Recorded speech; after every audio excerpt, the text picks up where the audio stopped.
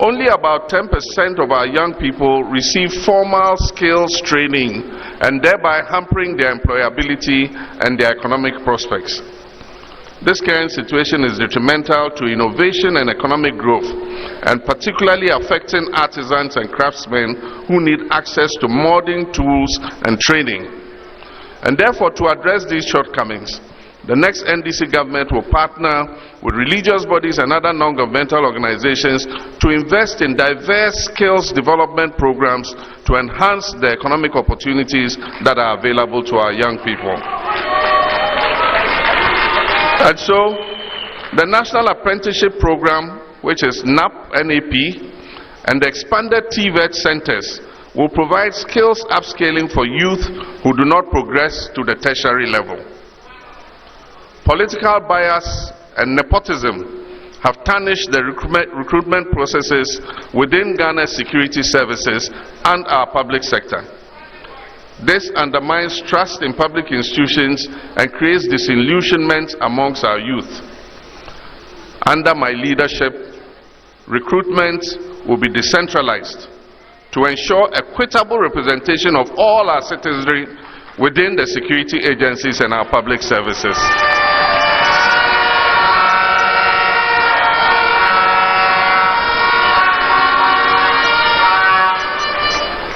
We shall not do secret recruitment in the bedrooms of party chairmen or in chiefs' palaces. We will give the opportunity for all young Ghanaians who want to serve to be able to do so. According to a 2023 study by the Center for Democratic Development, 55% of young professionals in these fields reported delayed postings or recruitment bottlenecks due to favoritism and political interference. Now talk about challenges in our secondary and tertiary education sectors. Our secondary education sector is grappling with overcrowding and inadequate resources, contributing to diminished quality overall. A study by Africa Education Watch revealed that between the 2019-2020 and the 2022-2023 academic years, government's annual per student spending under the free SHS program was only 23%, while parents bore the remaining 77% of cost of education. The next NDC government will improve the free SHS program.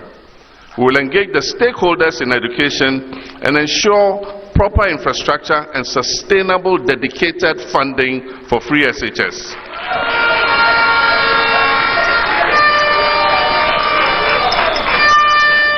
We shall also decentralize the procurement of food and other supplies to the headmasters and school basers in order to improve the quality of food and also boost the local economies in the districts where the schools are located.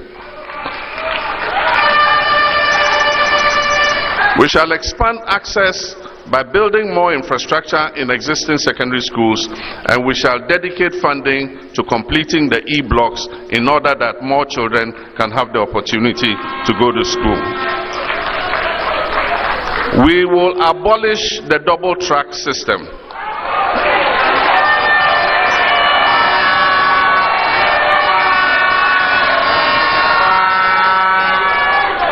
So that all our children can go to school at the same time and vacate at the same time.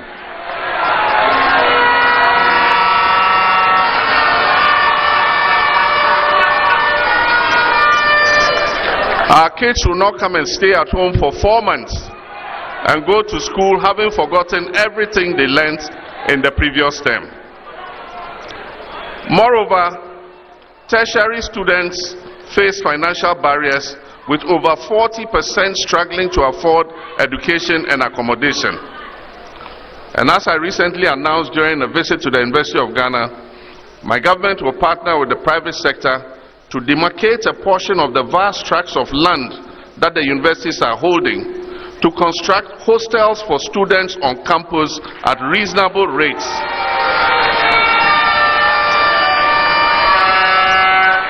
And thereby address the accommodation challenges that students are facing.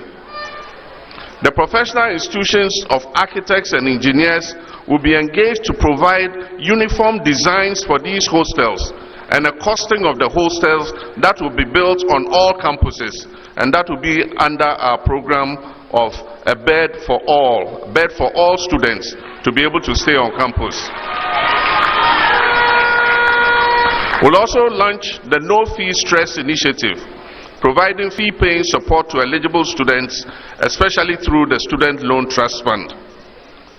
The reintroduction of a quota system has reduced admissions across both nursing and teacher training sectors, restricting entry for many youth who desire to train as teachers and nurses. We deplore the Akufo-Addo-Bawumia administration's practice of opening the recruitment portal only when elections are coming. We will implement a policy of continuous recruitment of teachers and nurses, especially for the underserved areas. The next NDC government pledges to abolish the teacher licensure exam.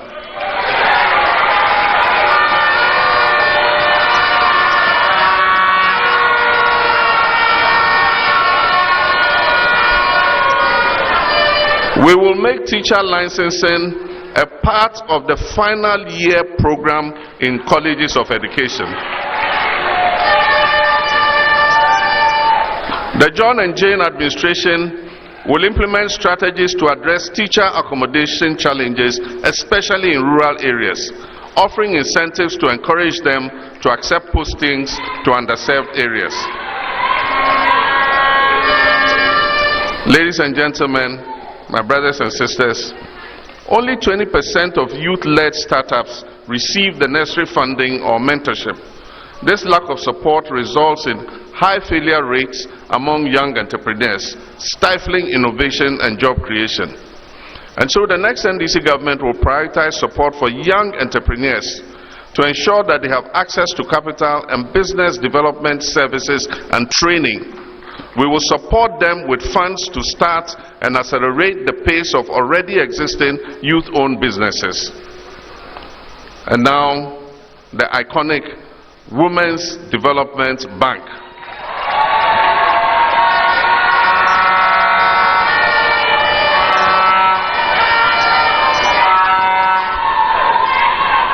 The Women's Development Bank will also help ensure gender equality by providing funds to millions of women across the country.